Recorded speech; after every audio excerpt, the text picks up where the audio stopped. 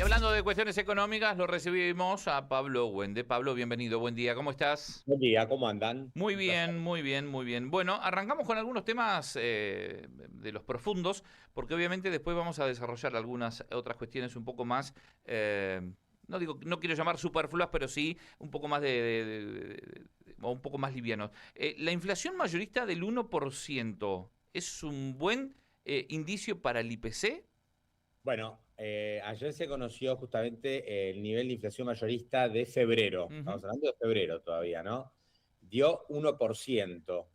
Cuando uno profundiza la lectura del índice, productos importados, porque la inflación mayorista es básicamente los costos para las empresas, los costos de insumo, no es la inflación en el Exacto. supermercado mayorista, no tiene nada que ver con eso. Ujú.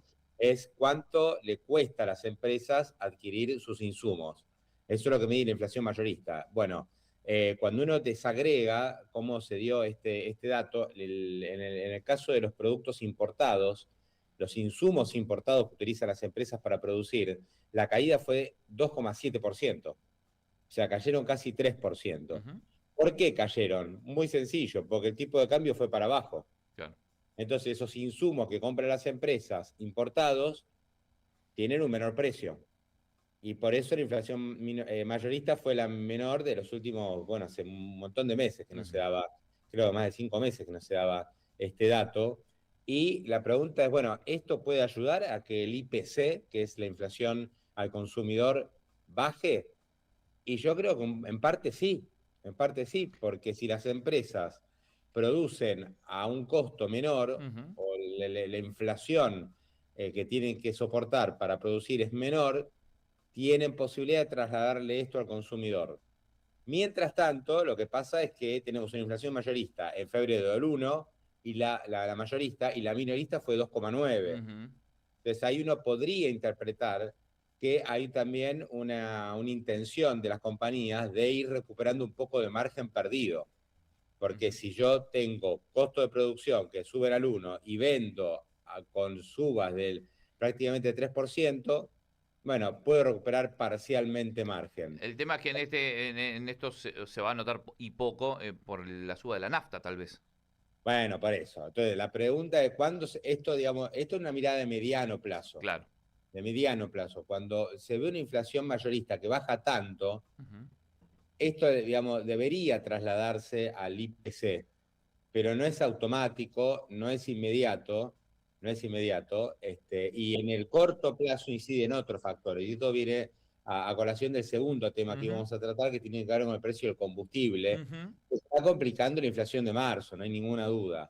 Bueno, ayer salió a hablar Horacio Marín, que estuvo en el Argentina Week en Nueva York, volvió a la Argentina.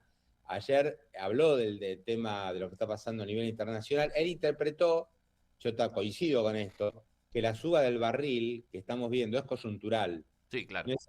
No es algo que va a llegar para quedarse, Ujú. pero que puede permanecer un tiempo.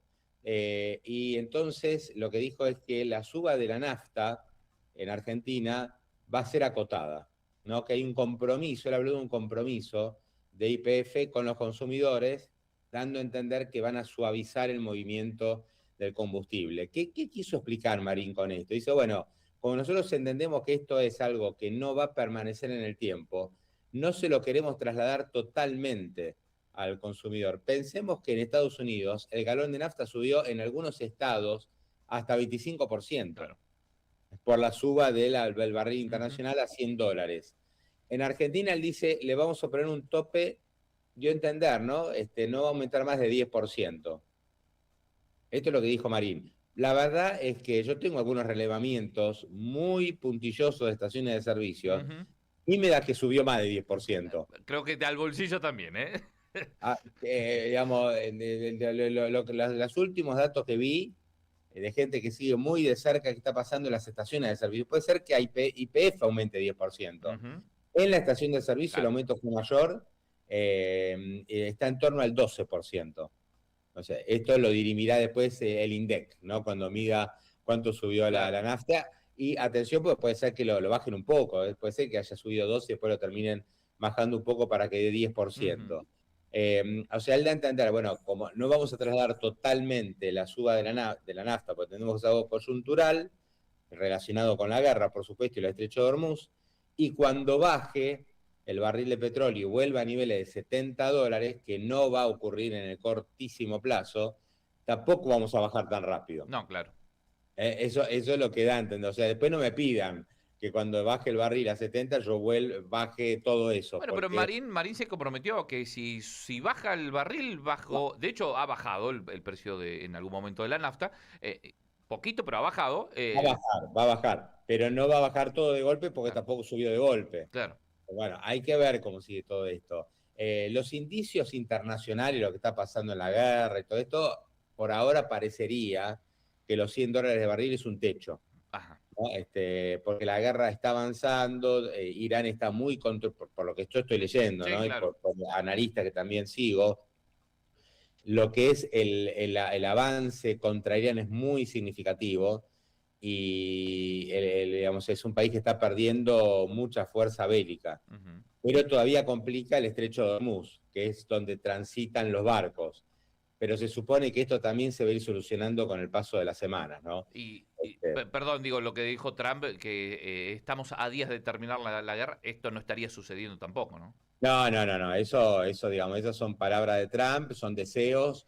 Creo que hoy la preocupación de Trump no es terminar la guerra, sino liberar el estrecho de Hormuz, Sí, claro. ¿no? Que se puedan volver a navegar y, digamos, seguir el combate contra los iraníes, pero que se pueda navegar por el estrecho de Hormuz. Ahí le pidió ayuda a la OTAN, a los países de Europa especialmente, que se la negaron. Dice, no importa, nosotros somos la principal potencia, nos vamos a ocupar solitos de ver cómo hacemos navegable el estrecho de Hormuz. Por lo que estuve leyendo, complica mucho a Irán también. Sí. Perdón que me meto un poco con No, esto, no, ¿no? no, Pero está bien, sí, sí, sí. el 95% de las ventas de Irán van a China, y no pueden pasar los barcos. Claro. Con lo cual a Irán también le complica mucho, ¿no? Que el estrecho de Hormuz esté totalmente cerrado. Así que bueno, vamos a ver, son temas geopolíticos, son muy complejos, pero bueno, tienen un impacto local. Recordemos, como dijimos el otro día, que la suba de la nafta y esto que está pasando en el barril tiene una connotación negativa para la inflación, pero por otra parte positiva porque Ujú. implica más ingreso de divisas para Argentina. Acá me preguntan con respecto al tema de la nafta, y esto no es una consulta hacia tu conocimiento, sino para traerlo al análisis. Digo, en algunos municipios del país se puso el impuesto al litro de nafta, en la tasa municipal. Digo, Marín, ¿vos crees que ha hablado con algunos municipios? Vamos a decir, muchachos, bajen un poco, así podemos soportar esto. Ya se habló de este tema. Ujú. Es un tema que se viene hablando hace tiempo. O sea, lo que pasa en Buenos Aires es de loco realmente. Buenos Aires, vos estás en Ciudad de Buenos Aires, pagás un precio de la nafta. Cruzar a General Paz, Vicente López, pagás otro. Acá pasa Seguís, exactamente lo mismo, ¿eh? Exactamente. Neuquén Capital tiene tasa vial y a 5 kilómetros la ciudad de Chipoleti en Río Negro está sin claro, tasa vial. vas a Vicente López, tiene precio mayor. Vas a San Fernando, un poquito Claro. más al norte, tiene un precio mayor. Vas a Tigre, mayor. O sea, Sí, sí, sí. vas a 10 kilómetros y va aumentando por las tasas viales, Sí. ¿no? Por lo que cobran los municipios en el litro de combustible. Caputo ya lo habló de sobra. El gobierno también podría bajar el ITC, el impuesto Claro. a la transferencia de combustible. Creo que podría hacerlo, no lo descarto, ya lo ha hecho en otras ocasiones, Ujú. que por ahí lo congela o, digamos, no lo aumenta con el precio y después sí lo cobra, ¿no? Más adelante, eso podría hacerlo. Todavía, por lo que yo tengo entendido, no lo ha hecho. Ujú. No lo descarto totalmente, no lo descarto, porque ya lo ha hecho en épocas preelectorales, por ejemplo, ¿no? Sí, Porque a medida que aumenta la nafta, también sube la recaudación del ITC. total. El gobierno podría decir, esa recaudación extra no la voy a cobrar, no me la apropio, Ujú. por ahora no la cobro más adelante. Y eso sí lo podría hacer, ¿no? Para suavizar el impacto. Claro, porque No, lo que se está diciendo siempre es esto, ¿no? De cómo, de hecho, yo hacía un pequeño análisis previo a tu llamado, digo, porque todavía el gobierno nacional no apunta a la reforma tributaria. Entonces, lo que estamos pidiendo es, che, bajen un poco los impuestos, bajen un poco las pretensiones nación, provincia y municipio, y en este caso de la nafta creo que es clave. sí, lo que pasa es que la reforma tributaria bueno, es exactamente lo que hablábamos antes de Ujú. la nafta, no es un Ujú. tema solo nacional, sino provincial y municipal. Claro. Ahí es donde te encontrás con las trabas para avanzar, porque hacer una reforma tributaria que solamente ponga todo el esfuerzo del Estado Nacional y las provincias miran para otro lado, no sirve para nada, ¿no? Entonces es una discusión mucho más extensa, Ujú, donde las provincias también tienen que ver de dónde van a sacar los recursos para financiarse. ujú, Algunas están trabajando con el tema de recibir inversiones, o sea, muchas provincias que se ponen a mirar todo lo que es la minería, a traer inversiones mineras. Antes estaba prohibido, era una ujú, palabra prohibida, ujú, insólitamente, ¿no? ujú. Argentina está a años luz de Chile, por ejemplo, en minería, y Total, tenemos la misma cordillera. total. Eso es casi imperdonable, diría Sí, yo, sí, sí. ¿no? Perdimos 30 años ahí. Ujú, Porque Argentina tuvo buenos proyectos mineros en los 90 y después se congeló todo, por distintos motivos, muchos ideológicos, sí, muchos ideológicos. sí. Eso se está recuperando y hay muchas provincias que empiezan a tener más ingresos propios. Entonces no necesitan estar todo el tiempo cobrando más impuestos, ¿no? Porque Ujú. tienen nuevas fuentes de ingreso, de recaudación. Pero es un proceso, es un proceso. Ahora, volviendo al tema inflación, Sí. interesante de la inflación mayorista que hablábamos al principio, Ujú, es el impacto de congelar o bajar el tipo de cambio. Porque hoy realmente lo que se está haciendo es usar al dólar como ancla antiinflacionaria, de manera muy significativa. Entonces, eso a la larga da resultado. En la inflación mayorista se ve casi inmediatamente y en la inflación minorista se va a empezar a ver a partir de abril o mayo. ujú. Cómo tener el dólar como ancla antiinflacionaria va a resultar. Además de todo lo que está haciendo el gobierno desde el punto de vista del control monetario, etcétera. Pero en buena medida, ese control monetario que ejerce el gobierno hace que el dólar baje, porque Ujú. no hay pesos para comprar dólares. Tal, tal. Total. Y al mismo tiempo, también alarga los plazos para la recuperación económica, porque no hay pesos para comprar dólares, pero no hay pesos para comprar nada. Entonces, vos hablas con los comerciantes y te dicen, no hay plata en la calle, no hay, No la hay. gente no tiene para gastar, ¿no? Y tampoco hay crédito. Ujú, ¿Por qué no hay crédito? Porque el gobierno viene realizando un fuerte control monetario. ujú. Los bancos tienen altos encajes y entonces no pueden prestar y además hay alta morosidad. Para colmo, sí. Vamos a ver, esto yo creo que digamos, en los próximos meses se va a tener que ir aliviando, ¿no? Pero hoy el gobierno tiene como medida principal bajar la inflación. Es la principal preocupación que tiene Milei en este momento, volver a la desaceleración inflacionaria. Lo dijo hace 2 días en la Bolsa de Comercio en Córdoba. Volvió a decir que en agosto la inflación debería empezar con cero. Bueno, ahí te está marcando Milei cuál es su preocupación. Ujú, Él habla de inflación, no está hablando de crecimiento económico. Cuando él le pregunta por crecimiento económico, dice, es un tema como que él no se está metiendo en eso, ¿no? ¿Por qué? Porque el gobierno no tiene mucho para hacer. El ujú. crecimiento económico, ¿qué es? Inversiones, que la gente se anima a gastar, que haya más crédito, y eso parcialmente depende del gobierno, pero sobre todo de las decisiones de las empresas y los individuos. En la medida que la inflación sigue alta, es una complicación, Total. realmente, ¿no? Primero porque impacta sobre los salarios.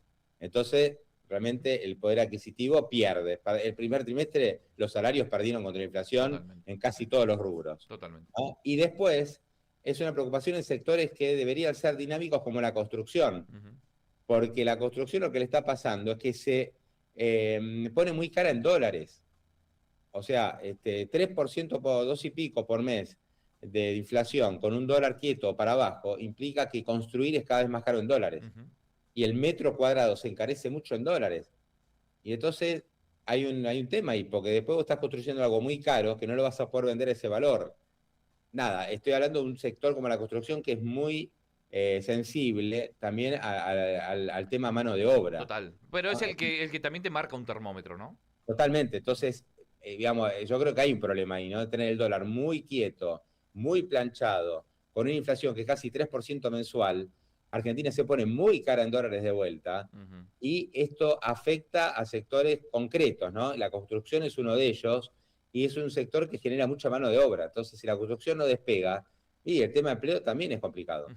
Lo último, no le quise restar importancia, pero desde los brotes verdes para acá estamos cansados de escuchar un montón de supuestas inversiones que pueden llegar a venir a la Argentina. La Argentina Week, el último gran evento, se habla de, creo que de 20.000, 30.000 millones de dólares que podrían llegar a venir a la Argentina. Y hay una nueva noticia, si se quiere, una nueva, un nuevo tema para hablar sobre economía o inversiones que pueden llegar a venir a la Argentina. ¿De qué se trata? Mirá, déjame que te diga un pequeño comentario Dale. sobre inversiones a nivel macro, ¿no? Sí, Porque hay un comentario que dice, nadie invierte nada acá, son todos anuncios y nadie pone un mango en sí, Argentina. No es así, bien. porque si no yo pregunto, ¿cómo hace Argentina para tener el superávit de la balanza energética de más de 10.000 millones de dólares este año? No, no, el RIGI ha sido un buen instrumento, ¿eh? Bueno, digamos, de alguna, o sea, la cosa no sucede porque sí. No, Por claro. ejemplo, Cuba, uno lee las noticias, está con un apagón energético Ujú. nacional, y creo que tuvo el sexto apagón en el último año, en todo el país. ¿Por qué pasa eso? Porque nadie pone un mango, entonces no hay Exactamente. electricidad. O sea, la única manera de que haya energía es que alguien invierta. Como nadie invierte nada y el Estado no tiene plata, se quedan sin luz. De alguna manera Argentina está logrando exportar más. O sea, y de alguna manera, por algo hay un boom del sector agrícola, por algo hubo récord de compra de maquinaria en Expo Agro Ujú, en la semana pasada. ujú. O sea, en algunos sectores sí está habiendo inversión, sí entra plata y sí hay una apuesta fuerte. Digo, esto en términos generales. Que sean sectores que no generan mucha mano de obra, porque son capital intensivo, es otra historia. Claro. Pero sí generan dólares. Eso en primera medida, ¿no? Como decir, o sea, no podemos decir, no hay, nadie pone un mango Mm. acá. No es así. Ahora, hay sectores que por supuesto están mucho más complicados. Dentro de los sectores que empiezan a recibir inversiones, que por eso lo quería comentar, ayer estuvo en Argentina el CEO mundial de Uber, Ajá. ¿sí? Claro, y se reunió con Toto Caputo. Ujú. Hay una reunión ayer del CEO de Uber con Toto Caputo. Uber anuncia en Argentina una inversión de 500 millones de dólares para los próximos 3 años. Vos mira, y no es tanto, no son los 20.000 millones del RIG, está bien, pero es un sector de lo que llama la nueva economía, realmente, ¿no? O sea, ¿qué es lo que dice Uber? Vamos a insistir con todo el tema de la movilidad, va a haber planes especiales también para los que quieran contratar Uber, etcétera, y aparte se relanza en Argentina Uber Eats, Sí. que es toda la plataforma, sobre todo lo que es entrega de alimentos, ¿no? Ujú, El delivery, ujú. que el líder absoluto acá es Rappi, por lo menos en AMBA, Sí. es Rappi, que es una empresa colombiana muy importante, que está en toda la región, y en Argentina es líder total, bueno, le va a competir a Rappi. ¿Por qué estoy contando esto? Bueno, porque son los sectores que también van a mover la economía de una manera diferente. Ujú. Porque ¿qué es lo que hace Uber? Contrata un montón de gente que tiene su auto para que traslade a terceros. Y esa persona pasa a estar ocupada, quizás tiene su trabajo principal o su segundo ingreso con Uber. Total. Y ahora viene Uber Eats, entonces va a haber un montón de gente que con su motito o bicicleta o medio de transporte va a empezar a entregar alimentos a través de la plataforma de Uber Eats. ¿Por qué cuento todo esto? Porque los números de la economía argentina muestran que se va a ese tipo de empleo, que es un empleo donde las multinacionales dan menos trabajo, donde se busca mucha eficiencia, donde hay industrias que ya no van a contratar gente, caso FATE desde ya, ese fue el más emblemático, y va a haber mucho más empleo de este tipo. Vos me decís, pero esto es malo. Bueno, lo dijo Martín Redrado el otro día, ¿no? Habló Es- de la uberización de la sí. economía, Y lo escuché, sí. y estamos yendo a eso, ¿no? Ujú. Estamos yendo a una economía mucho más cuentapropista. Después, digamos, si es malo o no, hay que esperar, Es que ¿no? las nuevas generaciones creo que aportan a eso, ¿no? Las nuevas generaciones no quieren un trabajo de 8 horas sentado en una oficina, haciendo trabajo Claro, exacto. estático. El mundo en general está yendo un poco más a este tipo de modelo de cuenta propista, Ujú, donde uno se busca el propio empleo y ve qué onda, ¿no? ujú. No es la seguridad que tenías antes, Total. que tienes un sueldo, ingreso formal, un pago para la jubilación. Eso está cambiando. O sea, los números de los últimos 2 años en Argentina lo demuestran, y yo diría que esto viene de antes, no es Ujú, porque ganó Milei. ujú. Realmente, No, lo, no. lo que está pasando es que hay empresas, hay sectores de la economía que generaban mucho empleo que hoy ya no pueden competir. No pueden competir contra la apertura de la economía, no pueden competir porque no tienen un dólar para ellos, Eso también hay que entenderlo, ¿no? Hay empresas acá, sectores enteros de la economía, que eran exitosos porque accedían a un dólar a 300 y el tipo de cambio estaba a 1000. Total. Y a mí me dejás el dólar a 300, no sabes los negocios que te hago, Claro. ¿no? Entonces, esos son privilegios que ya no se podía mantener. Entonces, ahí hay un cambio, es un cambio que es doloroso, yo no digo que no, ¿no? Hay un Sí. cambio que está generando mucha fricción, pero también vamos viendo hacia dónde va la economía. Tal vez no es la economía ideal, lo que nos hubiera gustado a todos, pero bueno, es un poco lo que se está viendo, ¿no? El cuentapropismo aumentó casi en 500.000 personas en los últimos 2 años. Son números realmente Total. impactantes. Sí, Y el sí. sector formal de la economía perdió 200.000 puestos de trabajo entre empresas y el sector público. Creo que estamos en un cambio de paradigma a nivel global y a nivel mundial, que estoy hablando, de esto del cuentapropismo, de manejar uno sus propias finanzas. De hecho, ya hay conocimiento de cómo manejar las finanzas desde chico, cosa que a nosotros no nos pasó nunca. Entonces creo que la cabeza de las nuevas generaciones nos van cambiando un poco el paradigma y esto de Rappi, Uber, bueno, acá es pedido ya o lo que fuera. Y creo que desde Mercado Libre ha cambiado algo en la forma. Sí, porque además, mira, vos fíjate, la inteligencia artificial Total, total, te genera que haya menos trabajo en las oficinas. total. Porque hay mucho trabajo en oficinas que hacían los programadores, Ujú, que hacían gente joven ujú, y muy capacitada, que es un trabajo que ya te hace la inteligencia artificial. claro, Lo que la inteligencia artificial no te hace es llevarte el paquetito de comida a tu casa. claro. O sea, esa famosa última milla, Ujú, eso no te lo reemplaza nadie. Entonces, esa logística de Mercado Libre, que necesitas que a vos el paquete te llegue en el día, a vos el paquete alguien te lo va a llegar. total. ¿Viste? Amazon tiene un dron que lo que hace es, viste, ya lo probaron, que el droncito va volando con el paquete y te lo deposita en tu Sí, casa. ya va a Hay llegar. o sea, y en distancia cosas ya tienen un robot que te agarra el paquete y te lo lleva, pero son cosas pilotos, yo no lo veo tan factibles por ahora, ¿no? Ahora, por otro lado, uno habla de Uber y también están los autos autónomos. Sí, claro, Claro, hay una claro. empresa, Waymo, en Estados Sí, Unidos, que está allá en Inglaterra también, que te pasa a buscar y no maneja nadie. sí, O sea, también hablamos de esto, sí, ¿no? sí, sí, sí, sí, La robotización también sí, llega a esos sí, sí, niveles, sí. pero, digamos, esa famosa última milla Ujú. necesita de mucha gente.